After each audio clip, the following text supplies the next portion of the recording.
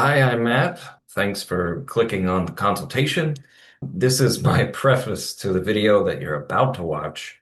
I guess just a word of warning, it is a little long. I can be a little long-winded, but it is my best attempt at being comprehensive. And this is what I've been doing for pretty much every consultation up until now. I'm going to try and make sure that this is in a video format. So I guess take the format and how I'm doing it with a grain of salt. This is my first version or edition of it. I might try and update it in the future, try and make it a bit better. But this is what we have for now, and I'd rather have something out now rather than letting people or things fall through the cracks. So it is a long video.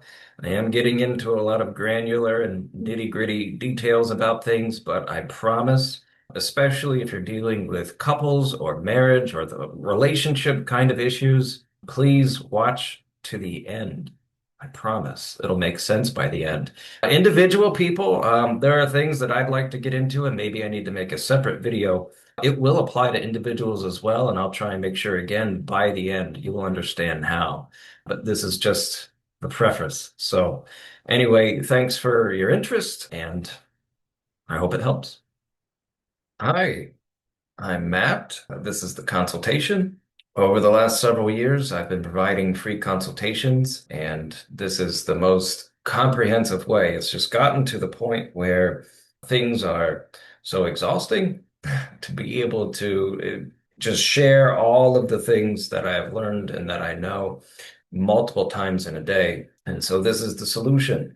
I'm basically trying to now put it in a video where you guys can watch it in your own leisure, rewatch it, gain some insight, and those kinds of things. Now, what I'm about to share is going to be completely different, a completely different way of making sense of people and problems and change. And this is all still backed by research. It is empirically supported. I'm working on my PhD in it. This is all foundation thinking of marriage and family therapy. And the goal here effectively is to put myself out of a job, which means we are genuinely seeking the change that you're looking for, whether that is individually, for a couple in a relationship, or for a family. No matter what, the goal is for you to find the change you're looking for. I want you to know that change is possible, but not how we currently perceive things to be. And I'll get into more of that later. This is right now just the introduction. So, insight can lead to change, though it doesn't always. So, what I'm about to share is, again, a comprehensive examination, not just my own education, which again is master's, and I'm working on a dissertation now. So, I've gone through all of the education courses. I read a lot of literature, but also my own professional development and experience. Over the last 10 years, I've seen many patterns as well as patterns within patterns, which is basically how I attempt to put myself out of a job. And so this is really my best attempt at trying to streamline that process and have you be able to have this at the touch of your fingers. Again, my job is to put myself out of a job.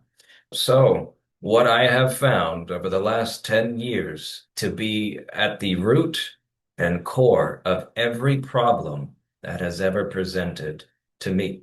And I'm not talking about content or experience, but what I'm identifying is the process and how every problem is maintained, as well as my best advice, insight on how to fix it. And again, this could be the life-changing video you need. It might not be, but I encourage you to at least stick with it until the end.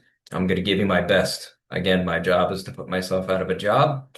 This is something I'm very passionate for. Whether you know it or not, you matter.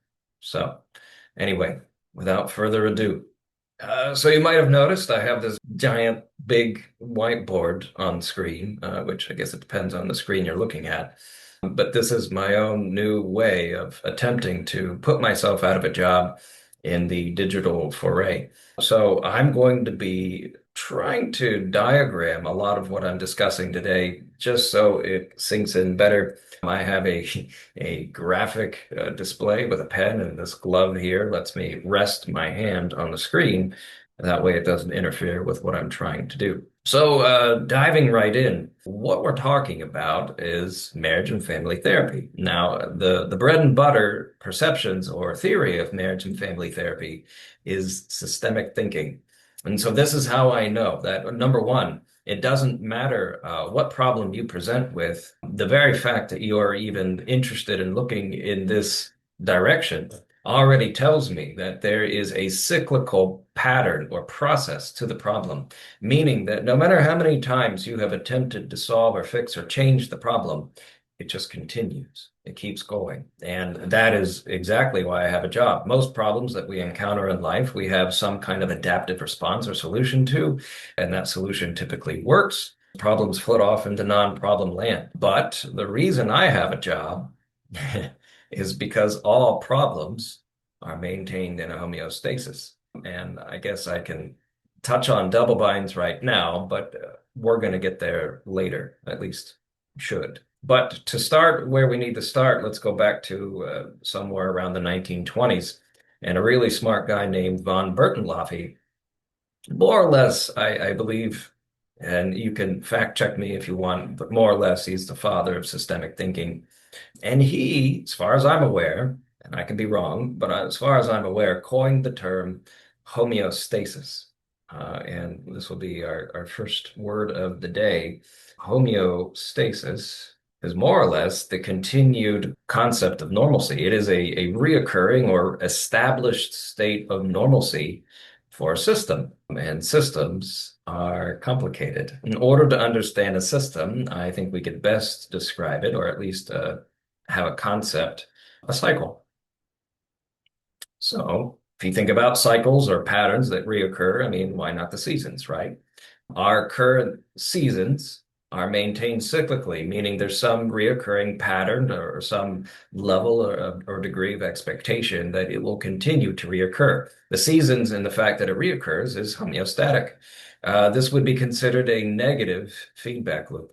Now, negative doesn't necessarily mean that the experience is a bad or a good one, but negative is just the concept that we're referring to when we're talking about feedback loops. And this doesn't just apply to seasons. It is just any system that is self-referring and self-organizing that more or less maintains the rules of itself. So another good example could be the Earth and its rotation around the sun.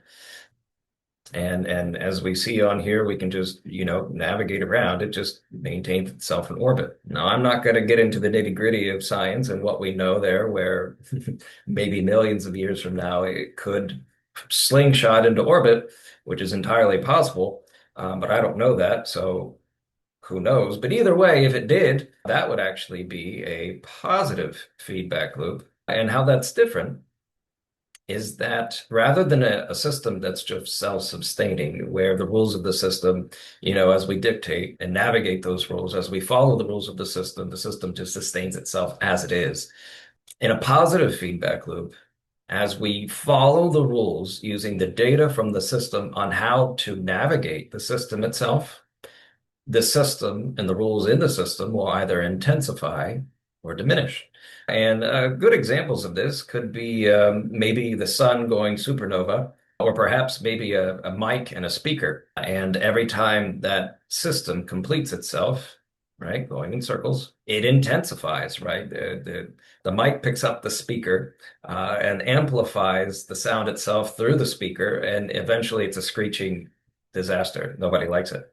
Another good example of this is one-upping somebody when people argue or yell. That's actually a great example. We escalate. This is the escalation, but it's also not necessarily escalation because these processes they don't just apply to human beings. These are really just universal and fundamental laws across the known universe. A great example of a system diminishing over time, if we were to minimize or maximize a variable in a system, let's say for the Badlands, if we just took all of the coyotes from the Badlands system, just removed them all at once, Thanos snap for all the nerds out there, then more than likely, and again, I can be wrong, but more than likely, we can have some systemic wisdom, understanding that, well, then that would have an impact on the entirety of the system. And that would probably mean that the rodent population would overpopulate. And in its overpopulation, it would then overconsume. And in its overconsumption, as these processes continued to feed into themselves, the rules of the system that we call the Badlands would continue to diminish until it would just fizzle it out. It wouldn't be able to sustain itself. And so you would no longer have what we call or identify the Badlands. So there is a systemic impact. Another great example of I guess not having systemic wisdom. When we have this linear perception of things, right? And our pesticides, not that long ago, we used something called Agent Orange. Now we know that it has incredibly harmful effects over time on human beings and the surrounding culture. Now that's an extreme scenario. I guess we could say, let's say we finally get a pesticide that actually does exactly what we want it to do, and it completely removes and eradicates that one pest from our crops. Now, not realizing that the removal of that pest has a systemic impact where a far more voracious critter moves in, meaning we would have been better off just to stick with the one we had. But this is what it means when we have negative and positive feedback loops. Now, I already gave kind of an example of how this looks for human beings, but I will elaborate because if nothing, I'm a bit long-winded. But let's look at it again. Let's say that we have a husband and a wife, right? Now, some of you already, as soon as I give this example, you're going to be like, oh, that's totally me or us. Just to clarify, what I'm about to share is a very common process, though the experience and the content may change, the process remains the same. And I'll actually remind myself over here that this is something I want to touch on. Yeah. So let's say we have a husband and he genuinely believes that he is losing his wife. And his solution to fix that is to chase. And in that relating, he reinforces wife's belief and perception that husband is a little crazy. You're allowed to laugh or not. I guess it depends on where you're at in life. But anyway, her solution to that is going to then be to withdraw intensely. And that will just reinforce husband's belief that he's losing his wife. Now, this is a common process, as I said. This is the pursuit and withdrawal. And again, this is an oversimplified example, but it does kind of drive home the point. Now, as you could guess, this is a positive feedback loop. This doesn't just self-sustain itself at the same level of variance, which would be negative. As we use the data that we collect from the system, and this is a great segue. Systems are self-referring, right? So we're collecting data. As we collect data from the system on how to navigate moving forward, all we're doing is following those rules that we usually do, and I'll get more on that later. Those rules come from somewhere, and I'm eager to share. But as we follow the rules of the system, we end up reinforcing the rules themselves.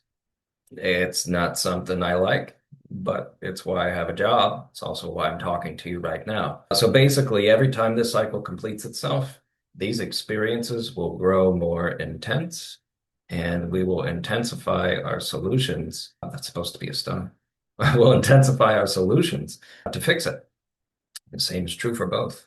Now, if this goes unabated, you can imagine a sun going supernova, right, or the screeching mic. Eventually, this is going to lead to either separation, divorce, or murder. Kind of joking, kind of not. The violence, certainly, I mean, domestic violence is a thing. To stop this process, or maybe to further elaborate, let's get rid of these little things here. Let's say hypothetically that wife and her friends and family just convince husband to stop with or to stop chasing because in their perception, what is the problem is the chasing. That's the thing they don't like. It's the thing that tells her that he's nuts, and it's being solidified. And I'll touch more on that later.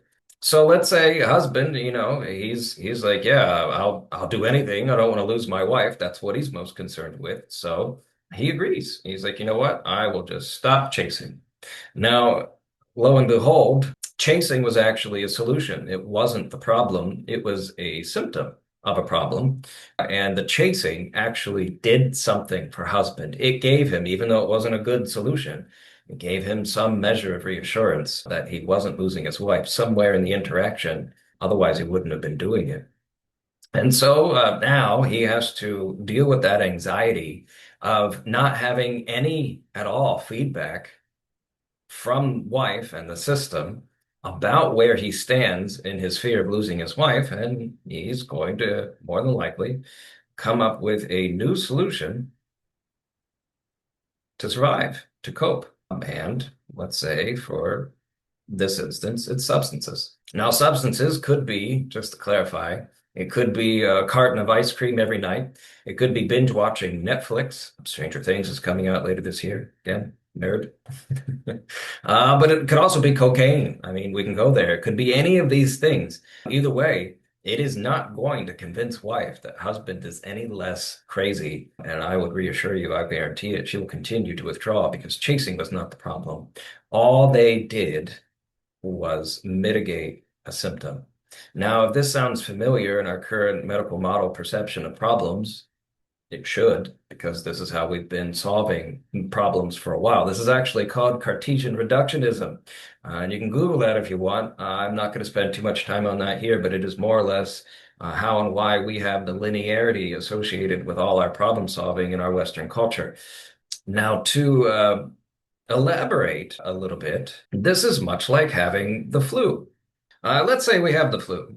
When we have the flu, we don't actually care whether or not we have the flu. We only care if we have symptoms of the flu, much like this problem right here, which makes sense why we would have such an intense medically modeled focused on mental health and how we attempt to solve it.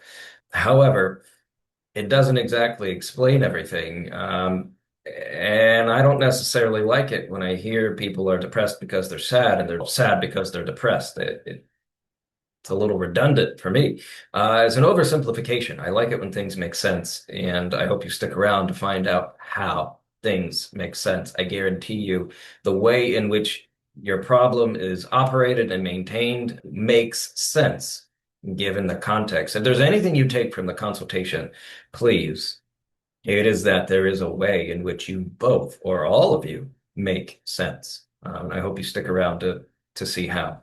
It's like having the flu. When we have the flu, we don't care whether or not we have the flu. We only care about the symptoms. So, symptoms, fever, headache, chills, muscle aches. Again, we don't even know whether or not we have the flu unless we categorically have these cluster of symptoms, which is very similar to our current mainstream medical model perception of mental health. Let's say we go to the doctor and we are attempting to resolve the flu, and we do so by getting rid of our fever, headache, chills, muscle aches. We can do that.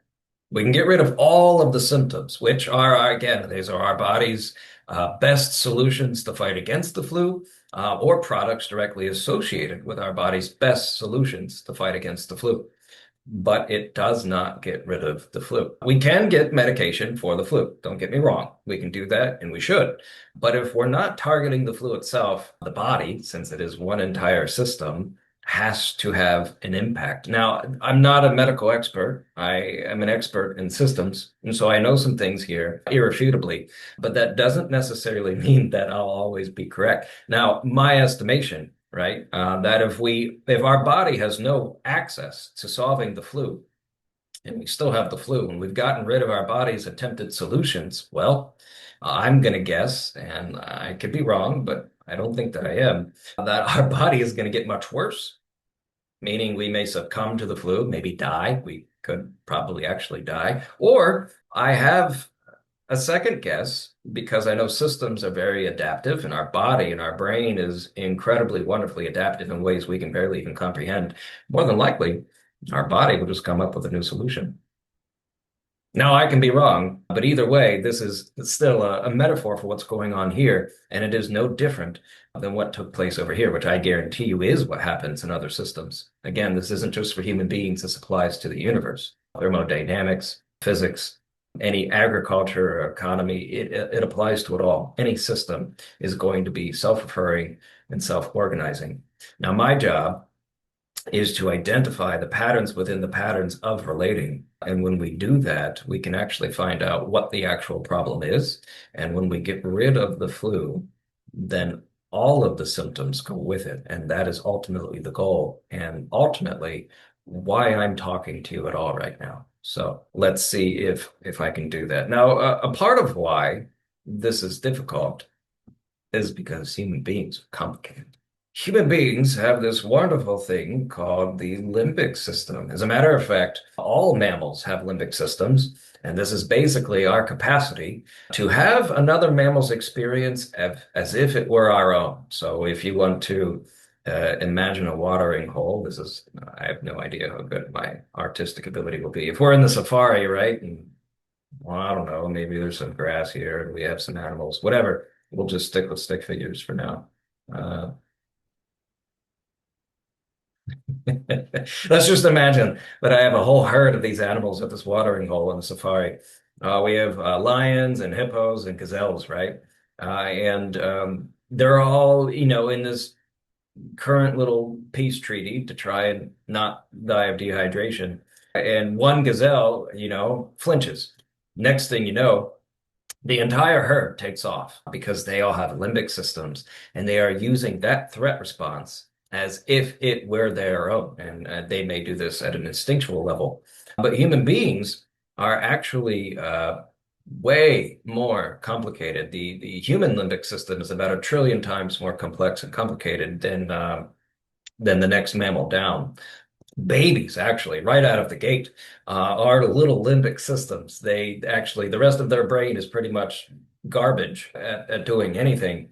But what they do really well is focusing very intensely on the affect of those around them, especially primary caregiver.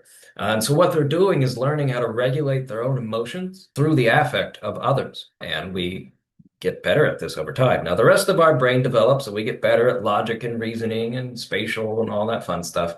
But the limbic resonance continues to be a mainstay in human connection and how we operate and relate. And we only typically get better over time developmentally. But more or less, what babies and human beings are looking for is feedback. So I said people are complicated, and more or less, I'll explain why. It has to do with the amygdala, which is the fight or flight center of the brain, paired with our limbic system, in addition to subjective perceptions. So to use myself as an example, and maybe just for a little bit, my wife also, my lovely assistant wife, if I were to just examine my go-to patterns, if this is a pattern of interaction, right? So this is a cyclical process, kind of like the one I showed you before.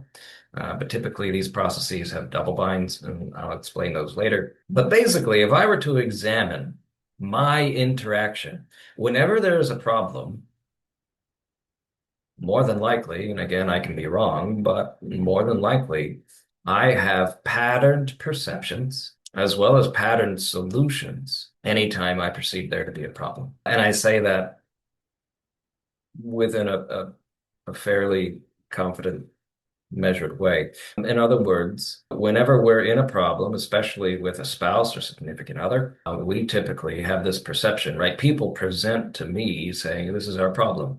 This is what we need to fix. What I find out every time is that myself and every other human being has their own pattern, perceptions, and solutions. These perceptions and solutions don't just start here. They start here. And just as much as I said that I have my own pattern perceptions and solutions, so does my wife. To the point where if I were to swap me out and put in a different relationship with a different problem, she would have the same perceptions and solutions. And the same is true for myself. The same is true for you and your significant other, or practically anyone you'll meet. So what we find is that these perceptions and solutions began a long time ago And this is a positive feedback loop that grows in intensity over time rather than diminishes. This is because of something called potentiation. Now, neurological potentiation is basically our brain's ability at making certain pattern perceptions and thoughts and all kinds of associations more readily available and accessible over time.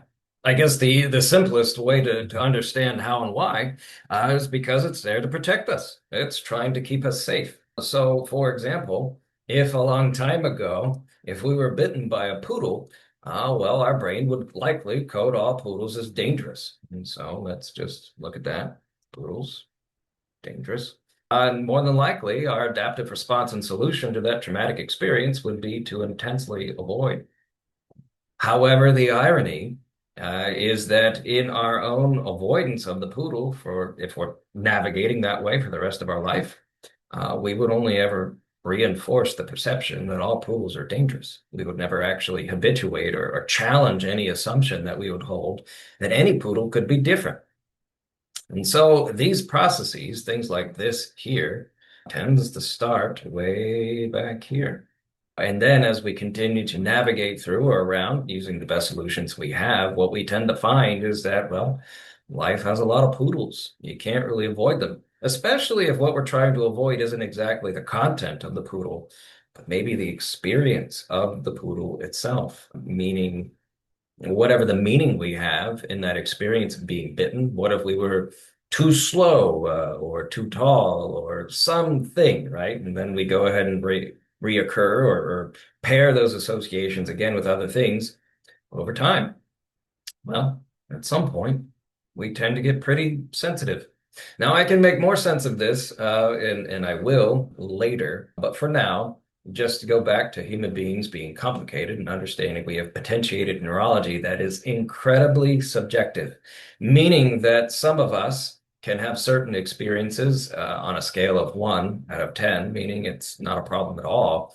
But depending on who it is and their experience, they may have the same experience at a 10. They could completely flip, and it would make less sense if they didn't, considering the context in which they survived. To better make sense of what I mean, I think we need to understand how and why our complicated perceptions and subjective threat responses come from.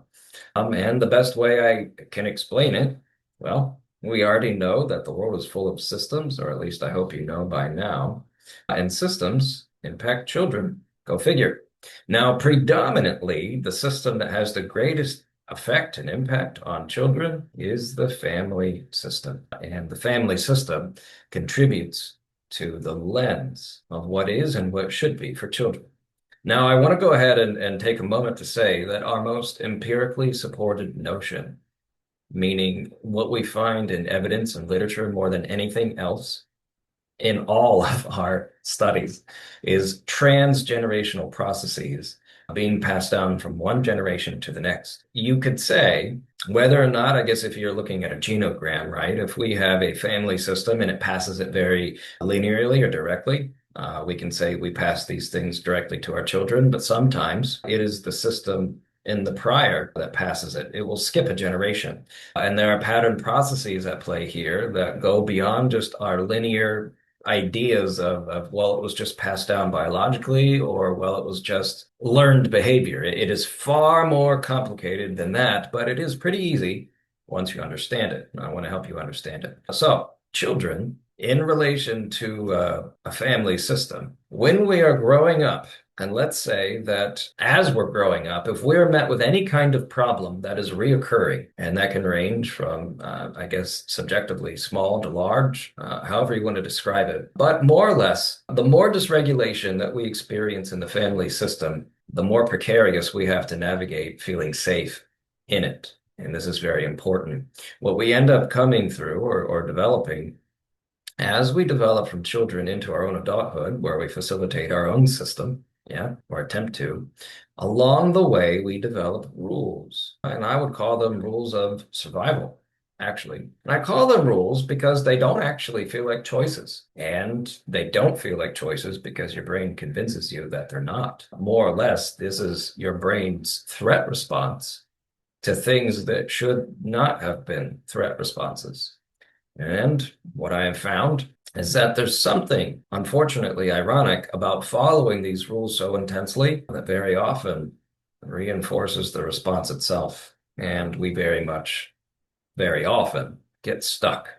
So these rules and how they come about, very linearly put, if I'll put it that way, if we feel stuck in a problem, let's say with a problem that other people don't tend to have a problem with, again, that neurology will potentiate and it will try to convince our brain that it is impossible for anything to be better or different. And through that experience, since everyone else, in our mind anyway, can do this with no problem, but we struggle with it, well, that must mean something's wrong with me. And there we end up bringing on some experience of shame, which is a huge culprit in all things related to mental health, where instead of I'm stuck in a problem, I am a problem. It is a devaluing of self. And the culprit down here every time when we're down in this space always affects our value, and it should not. Unfortunately, whatever problem that we survive usually seems to be connected to our value and whether or not we matter. Now, how we navigate that, right? These rules, some of them are socially constructed norms. So if we feel like the system we're in is the only one we can belong to, well, then we will have a threat response associated with not meeting those cultural expectations or norms. And that threat response could be, women can't wear pants. I mean, not that long ago, that was a thing. Men can't cry. That was also a thing. And if we don't meet those expectations, parameters will basically be exiled, which could be a threat response. But what tends to be more salient, more so than those, are our own patterns of opposition. And so these are, again, the experiences that we have personally survived that we end up developing our own kind of internal rules for. And these rules typically are one, I'll never allow myself to be hurt that way again. So protect self, we'll put it that way, intensely. Number two, and this is if we've escaped it, by the way, usually. Number two is I will never impose this experience on others because our greatest suffering is also our greatest form of compassion. Again, this is the limbic resonance. This is actually where we impose our experience on others, assuming that they would have the same experience, which, by the way, is not possible. This is also not only are we protecting others, this is also very correlational as far as I'm concerned and what I have seen, that the more we actually care and love someone, especially our children, the more intensely we'll protect them from our worst experience. So I want you parents to keep that in mind. We can do both of these things to a fault. And what I mean is, well, I guess all three. We get very rigid and inflexible when navigating these experiences. Now, how this applies, we're not alone. I suppose I should go back and reiterate. I mentioned the component of shame there, the potentiated neurology and feeling stuck in a problem. But what if the problem we feel stuck in is with someone else, and no matter how much we beg and plead them to not hurt us, they hurt us anyway. And again, especially as children over here, instead of, well, I suppose it could lead to there's something wrong with me. Maybe I'm not lovable. But very often, what we conclude is that I must not matter to you. And so we end up having in this more linear way of navigating dysregulation in a family system, or really any system can have this impact on children, but most predominantly, especially in what I do and what I see very often, it stems from the family system. Now, not on purpose, not in a way that was malicious. This is just a part of our normal. Everyone has something from somewhere. All it takes is a little bit of dysregulation for our brain to latch on to something. But more or less, the neurology we make sense of in our rejection. Maybe now is the best time. I read a study probably like a month ago or so that basically said that, well, let me back up. I've been finding more and more, again, and I'm trying to share all the things. I've been finding more and more that this word ambiguity keeps popping up. And I think now is a perfect time to discuss that. And more or less, ambiguity, if we're going to use a paraphrasing of the Oxford definition, it is an inexactness to our interpretation of anything. And so when we have ambiguity that is directly related to our perception or sense of security, well, come to find out, we don't do well with that at all. And security could be relationship, it could be financial, it could be physical, it doesn't matter. If there is an ambiguous way of interpreting whether or not we're going to be safe or know where we stand with someone else, this study basically said that all human beings nosedive into our pattern threat response. This is kind of where I'm telling you right now, where our threat responses usually come from. We will nosedive into whatever patterned experience we have already survived, and our brain potentiates that. It's supposed to. So once again, you make sense, and your brain is working as intended. Now, that's not what you'll hear outside of this space. Everyone's going to try and convince you that you shouldn't think that way and you shouldn't feel that way. That's not true at all. Exactly how you're thinking and feeling is exactly how you should think and feel, considering the context in which you have adapted and survived. Outside of that context, it won't make sense. Inside of that context, it 100% does. And it also does for your partner or spouse, as well as any random Joe you might find in the grocery store or colleagues at work. Anyway, human beings, when we're in a good state of mind, which is my way of saying we're in a system that allows us to have an adaptive response to collect data. After we nosedive, we can collect that data, and the data will tell us that it's a non-problem and we can resolve that ambiguity. So maybe now is a good time to address this. Let's say that we have this timeline here, and here we are. And this experience right now is a non-problematic one. It's a season of non-problem. And I've already said that systems are self-referring as well as self-organizing. So if we're in a system that is non-problematic, good for you. That's what we want to keep. The system will refer to itself, the data from itself, and tell us how to navigate. As we use that data to navigate, anytime there might be ambiguity, we have adaptive and corrective solutions that help us resolve it. No more ambiguity. We know where we stand. So there's no bind there. There's no problem. We can very readily say, hey, did I upset you? Hey, where do I stand? Literally, you could ask that in a non-problem system. And more than likely, your spouse or partner will look at you and laugh and say, silly goose, you know I love you. You don't have to feel that way. And then we maintain the system of non-problem. Now, this is all well and good. This is actually another great example of a negative feedback loop. Now, the real problem happens when we shift. Sometimes, though, we don't always have access to, I guess, the solutions that we would like to be able to solve the ambiguity of where we stand in our own security. We end up derailing ourselves off of this path of non-problem, and we enter a completely different one.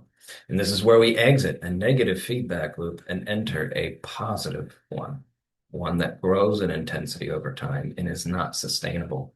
Once again, the system is self-referring, and we are now collecting data from only that system. And again, this is where, as we each have our own ambiguity of where we stand with the other, as we attempt to solve it, and now we're in a system, and again, according to this study, if we're in a not so good space, we will continue to spiral, whereas we're in a good space, we'll collect data and resolve it. Now, that study isn't systemic, so I'm applying it to what I already know. But more or less, all human beings, whether in a good state of mind or a bad state of mind, will nosedive towards their pattern threat response. And I want you to see how. We have here, again, this system now that is self-referring. So it refers to the data of itself when we're in the problem to tell us how to navigate moving forward. As we use these solutions to navigate forward, we only end up reinforcing the other's pattern perception that they are also in an ambiguous space with us. Then they will nosedive according to their pattern perception and solution, and then in their own attempted solution of resolving their own experience, end up reinforcing our own. And this, again, will feed into itself. It will potentiate. We will begin to see the other completely differently than when we first. So we will eventually, our brain will not allow us to perceive the other as being capable of this. All we can see is this. And the more that we can see this, the more we end up in a space of not only reinforcing the problem, but this ends up telling us that this is who they've always been. This is sort of their true colors. Very often, when you find a couple in this space, you have an eagerness, almost a zealotry for one or both to call the other narcissistic. And it's going to look narcissistic if you both are in constant fight or flight with each other. But your brain is basically potentiating the neurology associated with yourself and the other that does not allow you to see that a non-problem was even real anymore. Now, the only real possibility is that this is just who the other has always been, and they've just been so good at lying and manipulating that they were able to trick you long enough into whatever pattern perception and solution you're actually used to.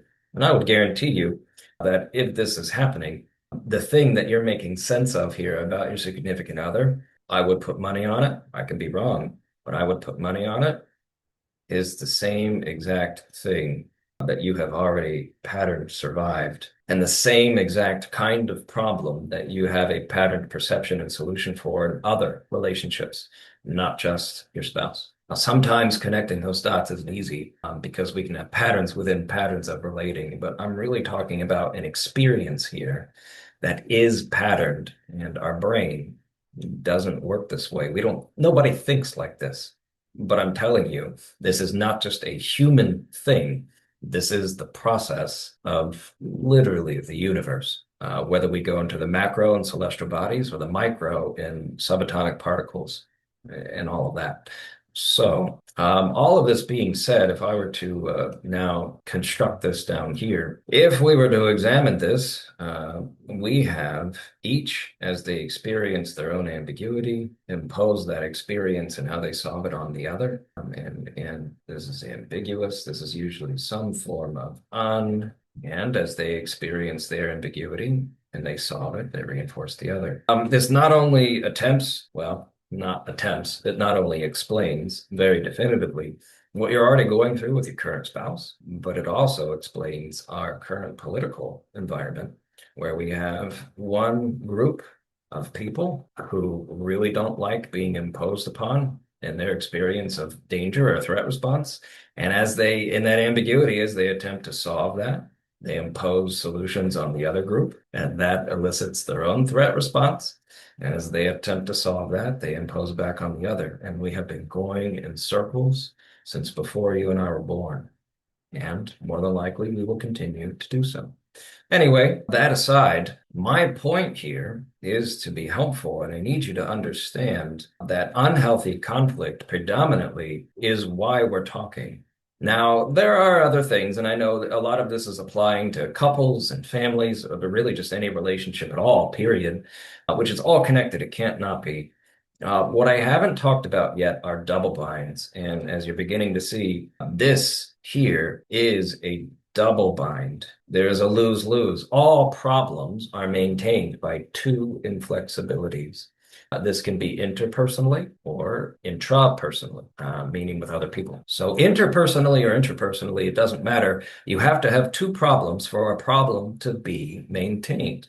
Very often, if we're anxious, anxiety is usually a bind as well. There's a way in which all of this makes sense. We have a problem number one, and our solution to problem one, more or less, leads us to a problem two. And our solution to problem two leads us back to one. That is a double bind. It's a lose-lose. If you look for them in your relationship, if there's a problem, I guarantee it, you'll find it. Kind of like the pursuit and withdrawal. Well, it's a bind. It's a lose-lose. Though we can get into more in the nitty-gritty, you'll find more of them. And usually there is a patterned process here. There's patterns of binds that historically we have survived. But a good example that I have is being stuck in a tree with wolves prowling underneath. And that is a bind because we're not the Swiss Family Robinsons. And we don't just live in trees. We have to live somehow. It's not a fruit-bearing tree. I guess it doesn't have to be, but either way, the anxiety that we have there in that bind, because we can't live in a tree and we can't go down because the wolves will eat us, is there to promote an extra oomph or energy or fight or flight to survive these wolves. But that is not an anxiety that we should want to have perpetuated. Now, if this is an example of anxiety, and I can get really complicated really fast, and I'll try not to, but more or less, if this is our anxiety and this is our experience of it, if we become hopeless in this experience of anxiety, because it never seems to go away. Hopelessness is bad. Hopeless is when we're depressed. A perception that for our foreseeable future, at least in that moment, we have no hope of escaping the problem we currently perceive. That is when you'll find people with suicidal thinking. That's when you'll find people when fun things are no longer fun. That's when you find people really struggling to get out of bed because of an experience of hopelessness in relation to the problem they perceive. Now, the moment you restore hope, it might not, do a 180 on the problem, but it at least gets them out of the bed. There's a little bit of motivation. The problem isn't entirely behind them. And I guess now we can segue into change. So, getting out of this, and I guess before I get there completely, keeping in mind that this person here came from a system as well, just like this one over here. They have the same exact thing. They have the same exact rigidity surrounding their own survival of dysregulation. And I guess to clarify dysregulation, if I haven't yet, that is more or less a flooded state of mind. Whew, I didn't touch on that at all. Well, let's do it now. Basically, a dysregulated state is when we're in a flooded state of mind. That goes back to the complexity of human beings. When we say these rules here, this is dysregulated. And it is a threat response. We're in a flooded state of mind. That's adrenaline and cortisol being dumped into the entirety of your system. In that moment, you lose access to higher forms of functioning, higher forms of cognition and processing. Kind of going back to that poodle that bit us. If we were on a path that inevitably led to a poodle, your brain would scream and yell at you. It would forcing yourself to step forward on that path would be like forcing yourself to step on a nail, and that would put you in a flooded state of mind. Now, if you have ever had test anxiety, you know what I'm talking about, because you think you know what you know, but then you're flooded with adrenaline and cortisol, and all of a sudden you blank. There's a prime example of all kinds of things that I'm not going to get into now. But it's dysregulation. And how we navigate conflict usually has some dysregulated sense to it. So I guess going back to parents, which they can't help it, but to help us understand what's going on here, the old adage used to be, we don't cry over spilled milk. Yet I know a lot of parents who will exactly cry over spilled milk. And it's not because of the content of the milk. It's because they have an anxiety associated with whether or not it's been spilled. In other words, if you as a child were considerate enough or anxious enough and you're relating to the milk, you wouldn't have spilled it in the first place. But once again, this is the parent imposing their experience of what it means to spill the milk on their child. And not only do they have to protect themselves, but they have to protect their children from that experience of not being a failure or whatever there's all kinds of ways, which I guess I'll have to maybe make another video for. But more or less, if you have people in your family system that are intensely avoiding conflict or intensely being combative in conflict, either one are bad. It's not good. You have to have healthy conflict, and we will get there. But I was trying to explain something else. Now, if we were to eventually get into a system with a poodle, like one that bit us, and eventually, right, sit in that discomfort just long enough, we would be able to reconcile that, oh, maybe not all poodles are dangerous. Maybe it's just the one with the scarred right eye and the missing left leg. That's the one that bit us. And then we would be able to hyperscan the environment for those specific contexts, and rather than just all poodles. Now, that's a form of change. So change in a therapeutic lens, let's say we have this amorphous being here. Right now, our current perception of the problem, as well as all our solutions to the problem, exists within this being. So let's say the problem represented by X is here, and our solutions are all here. In therapy, when we have an I haven't thought of it that way moment, well, our current conception expands. Now, it goes without saying, I hope we can't conceive what we can't conceive. It's literally not possible. And this is actually connected with neuroplasticity and gray matter, which I can touch on that later. But basically, my job, usually, or really just in any capacity, if someone has an I hadn't thought of it that way moment, then potentially Not only does our current concept expand, but we are basically trying to move this to down here. Then suddenly, since the problem has shifted and we have new solutions, either we didn't have access to because our perception has changed, but there's all kinds of ways to navigate this problem. And again, we can't know what we don't know. Now, that is just one form of change. That's an authentic shift at the right level of intervention. And because we're so wonderfully complicated, that reminds me of Mario. Nerd. Anyway, I'm a nerd, by the way, and I say that proudly. Anyway, if one of us experiences genuine change at the right level of intervention, ideally the one that I'm shooting for, the actual flu, then by one of us experiencing a genuine shift, the other has no choice but to be changed by that change. And we will break this process of relating and we'll co-create a brand new one. We will exit the old relationship and enter a brand new one. Now, there are two ways for this change to happen. One is that authentic shift at the right level of intervention, which has a homeostatic systemic change because the system can't not be impacted. I don't know what to tell you. The system has to have an impact. Or I think one of my favorite metaphors is this ticket metaphor. And that's where, after we get a speeding ticket, usually, depending on your relationship with tickets and the police, usually we have some sense of hypervigilance with getting back on the road. In other words, we are probably, let's say if we have a graph here, and this is how secure we feel. And the higher the number, the worse we feel. So if this is our measure of security, and this is our measure of time. Initially, our first data point is likely to be all the way at the top. When we get back on the road, we are likely to be very insecure, very hypervigilant, looking over our shoulder. There's no police behind me. Usually, this is how this goes. Now, the next time we get on the road, and each time we get back on the road, and it's a little safe because there's an experience of having revisited the space in a safe way, well, we are likely to see a decline in security. We're a little less vigilant. We're feeling a little more secure, though not entirely. And what you'll find is over time, you will trend as long as security is established each time, meaning you don't get pulled over again, you will eventually plateau. Now, if you've had a life-changing experience with that speeding ticket, well, then maybe next time you won't be going quite as fast as you were. But for a lot of people, uh, you will just trend all the way back to speeding just as fast as you were before you got the ticket. No change is likely to take place. But I guess that's for you to tell me. Either way, this is a great example, metaphorically, of change, meaning that something can change in the system where before it used to feel really insecure, now it feels secure.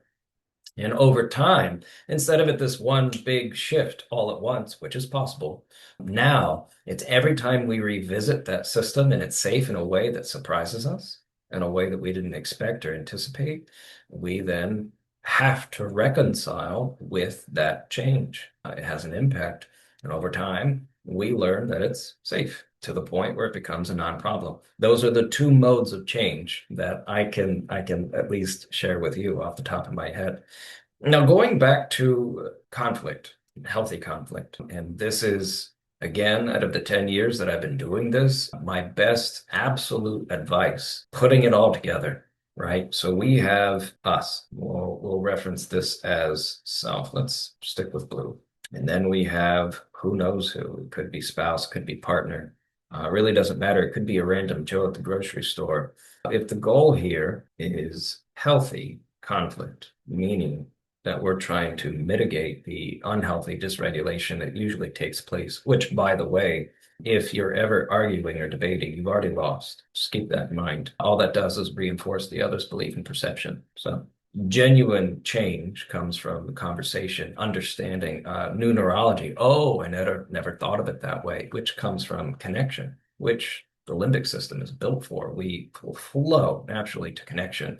The only times we don't actually meet in the middle is when we have our own perceived barriers as to why we shouldn't. So referring back to this over here, we have non-problem and problem, reoccurring negative feedback loop, and then the spiraling positive one. Good and not good.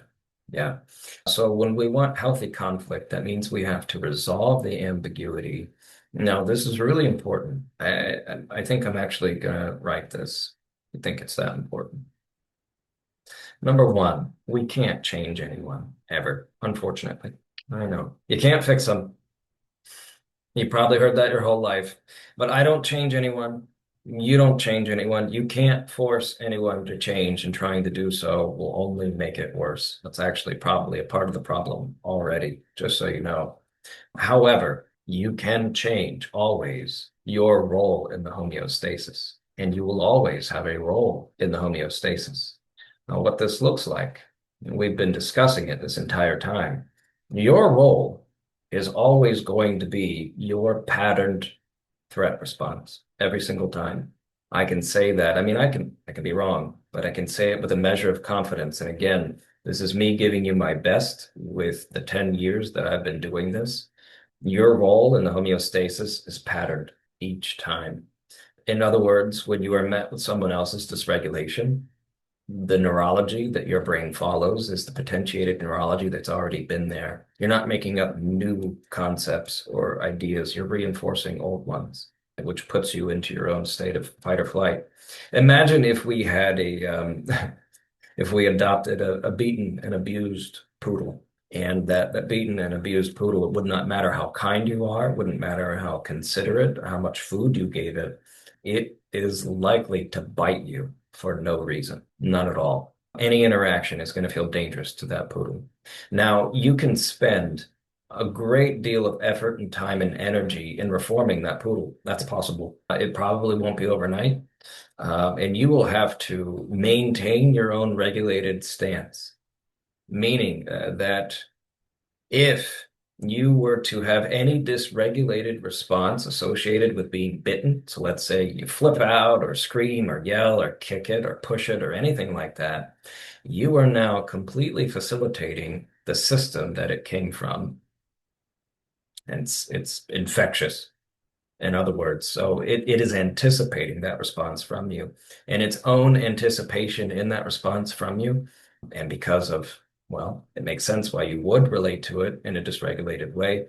But if we do that, we are now playing a role we are not responsible for, but we are playing a role in facilitating the very system that it is expecting. And so this is what is very important. We can't change the poodle. We can try and we can optimize outcomes. The poodle chooses whether or not it will change. Makes sense? So all we can do is identify our own pattern threat response. When do we lose it? And I guarantee you it's there across time, and it comes from somewhere. And every time you're going to see the same thing, and you're going to have the same solution to solve it. And every time you're likely going to reinforce your perception that you should. But in the bridge to an us, you can only ever do your part. You can't do the whole bridge. It's not possible. The secret sauce to healthy conflict, I want you to keep this in mind. This is really important. One, no matter what, the other will make sense. Now, I'm going to get there, but I want you to understand that as much as I've been describing and sharing, there is a way in which things make sense. It's far more complicated, but once you get it, it makes way more sense than anything else. So rule number one, the space between us in healthy conflict, which I've been doing conflict with you this entire time, by the way. It's just healthy conflict. Number one is you make sense. Number two, this is important, how you matter is not conditional. That is what we survived initially, right? In dysregulation, it comes with the communication of you don't matter. And I'm sorry that someone convinced you that how you matter is. It should not have been. That's a lie. Lastly, in healthy conflict, having rule one or two, making sense or mattering, does not mean that we will agree or dismiss or condone what is said and done. That's all there is to it. That's healthy conflict. It would not make sense for me to have all of my historic experience and your experience for us to actually agree on everything. We have different perceptions. We're different people. So therefore, why would we see things the same way or have the same experiences? Now, I already know that there's a way in which you make sense. I already know there's a way in which your spouse or partner makes sense. I already know that all of you matter no matter what. That does not mean that I will agree or dismiss or condone all the things that you're saying or doing, or say that how you've been trying to solve the problem is the best way. Otherwise, you wouldn't even be here. So this has been conflict. This is an example of healthy conflict. I want you to know that you can have the change that you're looking for, and I'm going to try and help you get there. I wanted to retouch on or revisit mattering not being conditional. That is the number two in the secret sauce to healthy conflict. And I wanted to touch on why that's so important. Going back to, I guess, this process here, we have the system, its impact on children. And this is where, when we feel stuck in a problem, a reoccurring experience that no matter how many times we try to get out of it, we can't get out of it. When we are cyclically stuck in a problem that we cannot get out of, I think in sessions past, I've used a door as an example. If I am stuck in a relationship with a door, with no matter how many times I tried to open the door successfully, I always get hurt by it. Because I have a perception that others can get through the door, that linearity in the potentiated neurology convinces me eventually of, well, there must be something wrong with me. I'm broken, is basically what my brain would conclude. And that is already a devaluing of self. I matter less than others would be the conclusion. Now, if the door is sentient and I guess it has a conscious role in our interaction there. Well, then my conclusion wouldn't be that I'm broken. The potentiated impossibility of change would then be the door must not care about me. I must matter less to the door because no matter how much I beg and plead, and again, it is a passing down of from again predominantly the family system, not always, but usually from systems. It passes down the condition in which we feel like we matter. And it's kind of like metaphorically, if we have concrete and a flower or some kind of plant growing up and under and through, we will adapt precarious solutions so that we can grow up and through the rigidity. And then those adaptive or usually anxious solutions eventually become our new anxious standard, to where our brain will try and convince us that things are wrong if we're not maintaining them. So, this is why in the secret sauce, some of the problem predominantly, one, and when we actually engage in conflict, the linear perception tells us that only one of us is right, the other is wrong. That's not true. I mean, we can talk about objective truth. This looks like a pen, right? But in the subjective experience, there's always a way someone will make sense. Now, again, that does not mean that we agree or dismiss or condone what the thing that they're doing or saying. That's completely different. It makes sense why they would think and feel that way. It would make less sense if they didn't, but that isn't the same as saying that we want them to stay that way. So I just wanted to clarify that and add that in here. And one, they make sense. Two, I don't want you to think that how you matter, right? This is me communicating in healthy conflict. I don't want you to think that something that you say or does will condition how much value you have, and nothing should.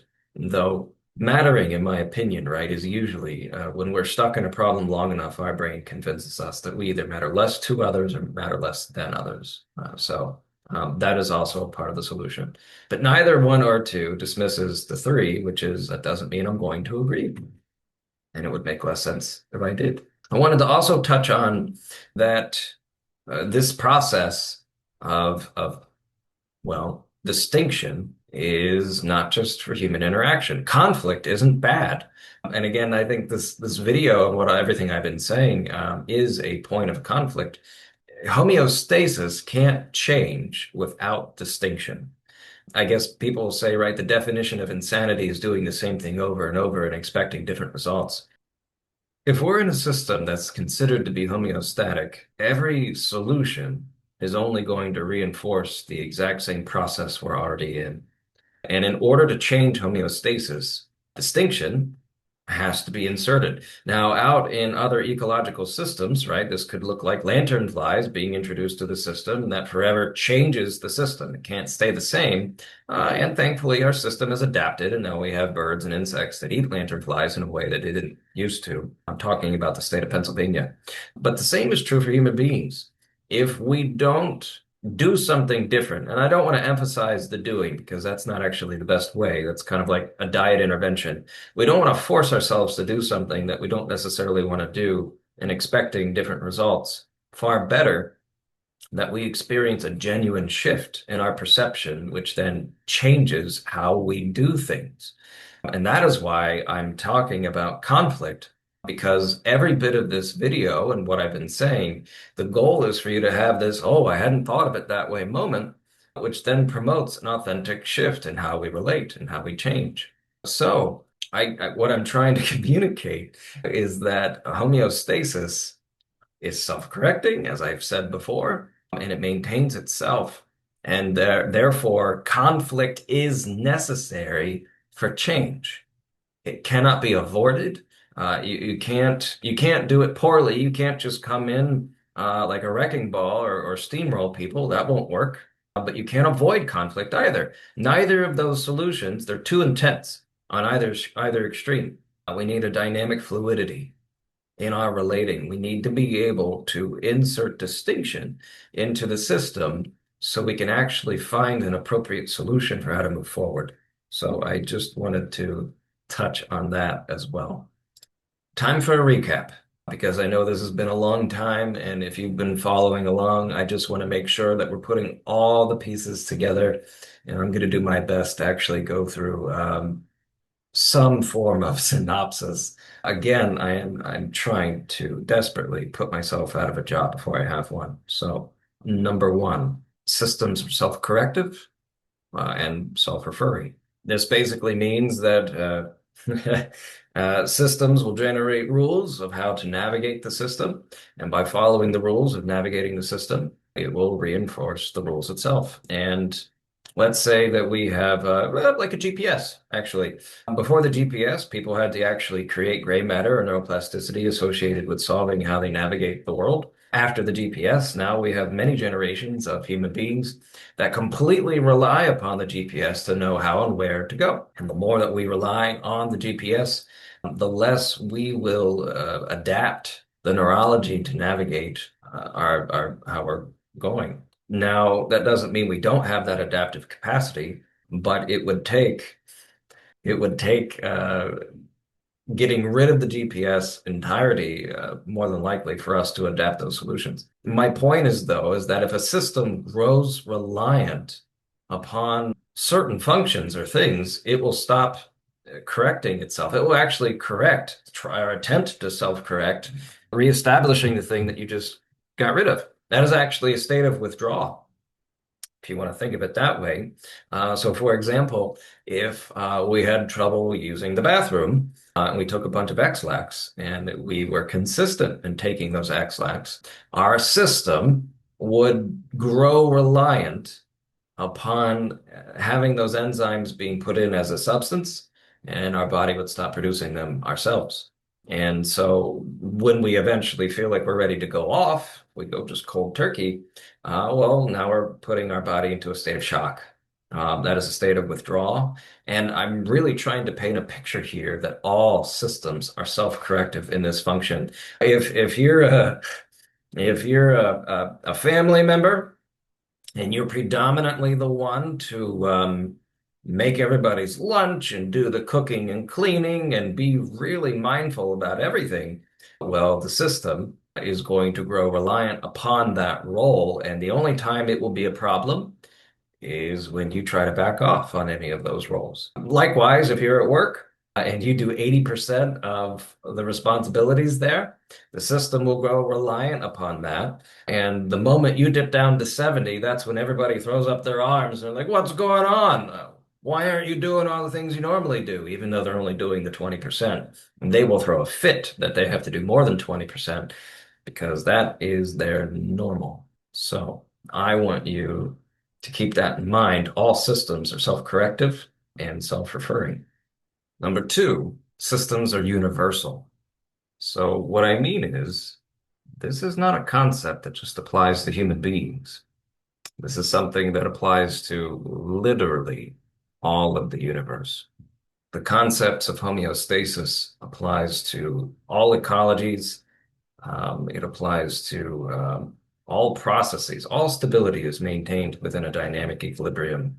A great example of that could be just how we walk and we feel the distinction on the ground to maintain stability of upright and straight versus how we drive. We make micro adjustments to maintain the stability of straight. That systems, in being self-corrective and self-organizing, self-referring, these processes apply to everything. And we've only recently, I think, since the 1950s or so, started applying to marriage and couples and just problems of people in general, human interaction. And I just want to remind us that this is something that goes beyond human beings in terms of understanding how things work. MFTs, we're taught and trained to unite the couple or people against the system because the system is actually working against you to maintain itself. And again, that's not just a human interaction thing. That applies to all systems that we are aware of. So I want you to keep that in mind. I want to clarify and say that again, my hope was that by the end of this video, you would know that you make sense. And I want you to know that there is a way in which you make sense, and it's complicated. But even if there is a way that we make sense, I want to clarify that does not dismiss or condone everything we do.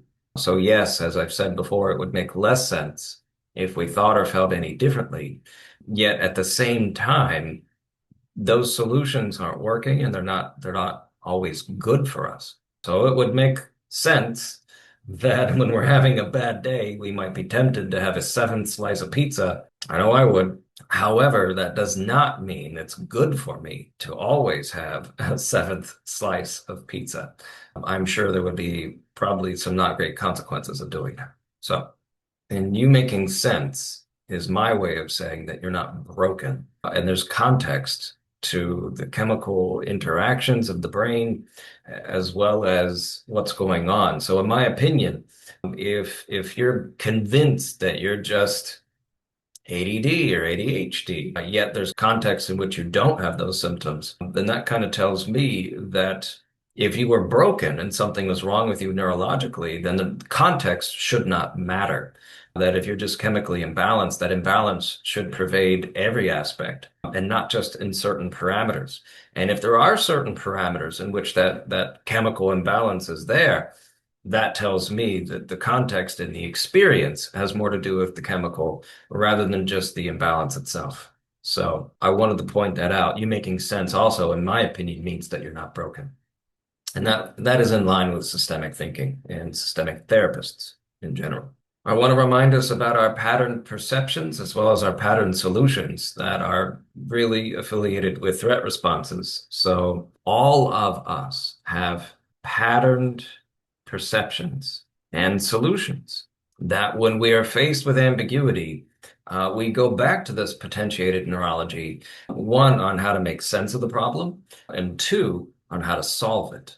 And I want us to all be very aware this historically, usually, and I could be wrong, comes from predominantly the family system. Usually there's some neurology there, usually some kind of transgenerational process or pattern or belief system being passed down, and we pick it up. Those systems are contagious. So I want us to be very aware that we do have patterned perceptions and solutions. And I'd like you to it's not easy from here, being this is the consultation, but even in individual problems and anxieties and all of those things, very often this is still the culprit. So the system you survived contributed to context in which you did and did not feel like you matter. And then you would have very intense adaptive responses and solutions to find how you matter. And those would become the new anxious standards into adulthood. Then it feels dangerous to not have those solutions in place. And you'll be very anxious about those things. Just keep that in mind. Five.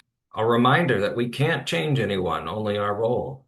Can't change anyone, only our role. Your role will always be your patterned threat response, which again goes back to what you've survived and the pattern perception you hold anytime you're faced with ambiguity.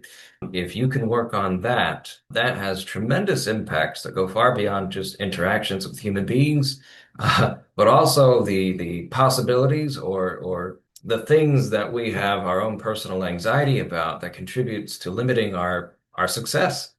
I think as a joke, I've said before, we might be given a great opportunity to work at this really great position and it's full-time benefits and a great pay. Ah, but shucks, it's right next to that poodle farm. Ah, what an opportunity missed. Can't do that. I'm allergic to poodles. So that's it's a cheesy metaphor and analogy, but I want you, I can't stress enough just how deeply impactful these very deep-rooted oppositions contribute to what we do and don't do, what we allow ourselves to fail at and what we don't allow ourselves to fail at. Because when we fail in that way specifically, subjectively, it takes from our value in a way for us that we don't know for it how not to. And it shouldn't. And that's because, again, we believed that lie in the very beginning in a way that as children, we didn't really have a choice. But your value is not conditioned. And that's more or less what I'm trying to convey. When we have a role in any problem, it is the same patterned response every time, same pattern within the pattern every time. And it's something you can work on, and it will change your life, I promise. So I guess that kind of segues into number six of the recap, which is the facilitation of positive outcomes. Now, again, managing your threat response doesn't guarantee outcomes, it just optimizes them. And I guess I wanted to say that 9 times out of 10, if you're regulating your own response in terms of conflict, and again, we're not intensely avoiding conflict, but we're also not intensely debating or trying to prove others wrong. When we have facilitated that space of healthy conflict, 9 times out of 10, in that authenticity, you're allowing the other, the security, to be themselves with you. And 9 times out of 10, you're going to get the best version of the other. 1 time out of 10, though, you're going to get the person that has been too hurt by too many people, too betrayed. And there's no amount of convincing or cajoling that you can do to encourage them to be safe when their brain is telling them they're not. As a matter of fact, during that time, more than likely, their brain is already doing the mental gymnastics necessary to make you be the villain of their narrative, unfortunately. And this is where I need you to remember, if you have done your part in regulating and being open and willing for healthy conflict, again, you make sense and you matter, but that doesn't mean I agree. Any amount of dysregulation you get from that from someone else, I promise you, is a patterned threat response that they have with many people, not just you. And you do not have to take it personally. They'll try to convince you to take it personally, that their experience is entirely your fault. But again, if you are calm and you are saying, hey, I know there's a way in which you make sense. You matter. That doesn't mean I agree. That is literally all you can do. Anything beyond that, I promise, is on them. Moreover, I'd like you to maintain a sense of security in being the right version of you and being even just willing to have healthy conflict. It's really important for all of us that we're actually able to make sense of others' experiences. That is far more important than agreeing with them. And that's actually a role in which we contribute to coming up with a third option or a brand new way of thinking that we couldn't have had without two people coming together and actually attempting to understand. So be proud of your own role in regulating your role. And you can only do what you can do, and it's not going to be easy. It's probably going to be the harder things anyone's asked you to do. But if you are able to promote and achieve healthy conflict, or at least regulate your role, I want you to have some security and don't allow others to take that from you. I know I touched on this a little bit ago, but just a reiteration. This applies to everything, individuals as well, and their own anxieties and the binds that they encounter. And once again, every problem that I have ever been presented with, every problem I've ever helped facilitate change in over the last 10 years, and I'm not terrible at my job, I promise you, each and every time it is the same pattern threat response, the same patterned nose-diving perception that goes right back to the system they have survived. And the solutions they use to survive that system are the same solutions they use to resolve the ambiguity of the experience. So this isn't just for couples and families, it is for individuals as well. And again, I'm trying to give you my best. I hope that this has been helpful. But if I can be helpful, I'll give you my best. Well, this was the consultation. I hope it was helpful. The goal, I think you heard me say at least 8 times, was for me to put myself out of a job. And I do take that very seriously. I'm pretty nerdy in many ways, not just one, but I'm very passionate for people knowing that there's another way of thinking out there that is not mainstream. It is empirically supported. There's lots of evidence for it. This is a very different way of thinking, and I'll die on the hill of systemic thinking pretty much forever. This was not therapy, by the way, even though it can facilitate change. Facilitates a strong word. Insight can lead to change, and I hope it did. But this was purely educational.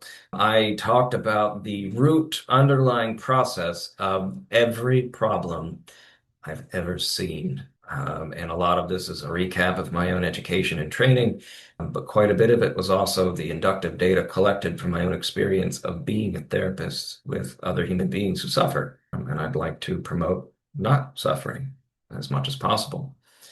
All of that said, if this was helpful, I'd love to know how. And feel free, I guess I'm going to leave the comments open. Feel free to leave how it was helpful. If it was, I'd love to improve upon this at some point down the road. If you felt there are ways I could have done better, at least be kind. I'm a big boy. I think I can take it, but I mean, constructive criticism, right? If you'd like to see a video on a different topic, I mean, this is just me trying to scratch the surface on all the things. And I know it was comprehensive, and you really hung in there a long time for me to talk about all the things. So I guess we'll see how that goes. But if you'd like to see me cover another topic through a systemic lens, I think I could get on board with that, and do some research and data, and I can tell you what I think off the top of my head and things like that. All that being said, this being said, this being the consultation, if you're in the state of Pennsylvania and you would like to pursue me, one, I offer remote services, just like what I've been doing here. I've got this little graphic tablet here and my fancy glove and pen, and I can draw pictures and outline and diagram the pattern of interaction and the process, the double bind you're stuck in. We can do that remotely. That's something I'd love to do if I could be helpful. I'll give you my best. Two, if you're in the area of Cherryville, Pennsylvania, or Waynesboro, Pennsylvania, I do have face-to-face hours there as well.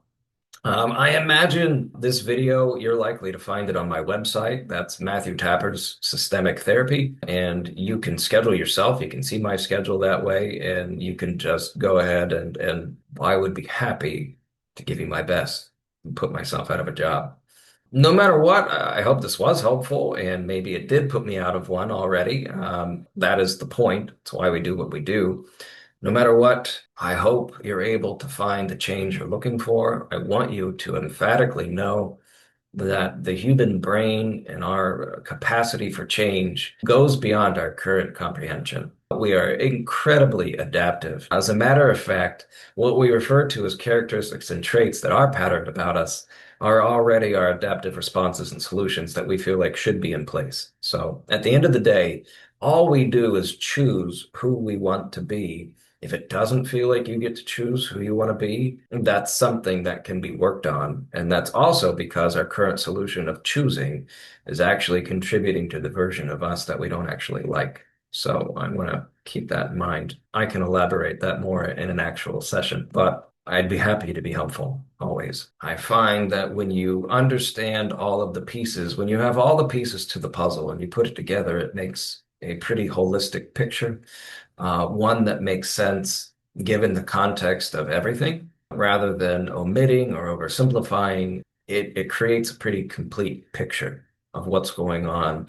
And I find that it makes way more sense than other things. And I don't know about you, but I like it when things make sense.